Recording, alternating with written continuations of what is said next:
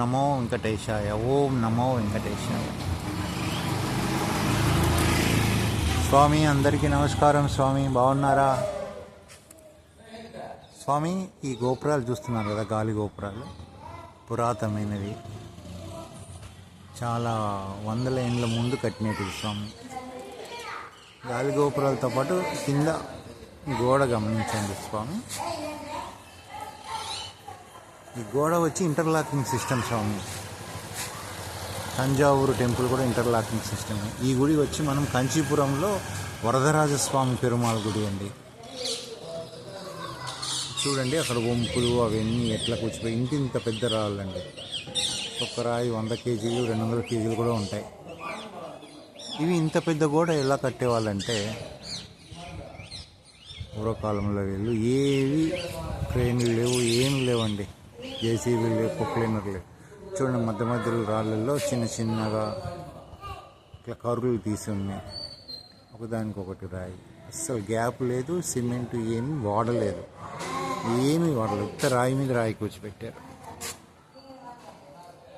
ఇది ఎట్లా అంటండి, పగులు మొత్తం రాయి చెక్కుంటారంటండి. రాత్రిపూట 2 మనుషులు తీసి పెట్టేవాళ్ళంట. ఎట్లా పెట్టేవాళ్ళంటే రాత్రిపూట ఒక్కొక్క రాయికి ఒక్కొక్క నిద్రపోయే సమయం ఉంటుందంటండి. ఏ టైమింగ్ ఉన్నాయి, ఒకటే టైమింగ్ ఉన్నవి అన్ని రాళ్ళు కలిపి ఒకటే చోట వచ్చేటట్టుగా అన్నీ చేసుకొని ఆ టయానికి ఆ రాళ్ళు పెట్టుకుంటా, ఇంకో టయానికి ఆ రాళ్ళు పెట్టుకుంటా అట్లా గోడ కట్టేవాళ్ళంట. రాత్రిపూట అంతా కట్టడం అంటే రాయి నిద్ర టైం ఉండేదంటండి. శిల్పులు కూడా పెద్ద పెద్ద శిల్పాలు చెక్కేటప్పుడు ఆ కాలంలో రాత్రిపూట నిద్రపోయే టయానికి ఆ టైంలో చెక్కేవాళ్ళంట. చూడండి ఎంత పెద్దగా రాయి ఉంది, చూడండి ఒకటే రాయి ఎంత పొడుగు ఉంది. రాత్రిపూట 2 మనుషులు తీసి పెట్టేవాళ్ళంట. ఇదంతా కర్రలు, అస్సలు సిమెంట్ కానీ ఏం లేదు, అంత జాయింట్ టు జాయింట్ పెట్టేవాళ్ళు చూడండి.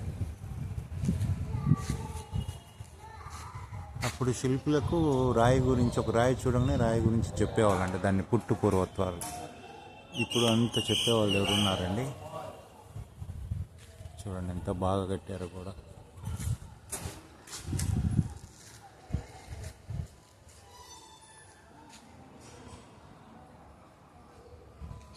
ఈ 25 అడుగులు ఎత్తు ఉండొచ్చండి గోడ.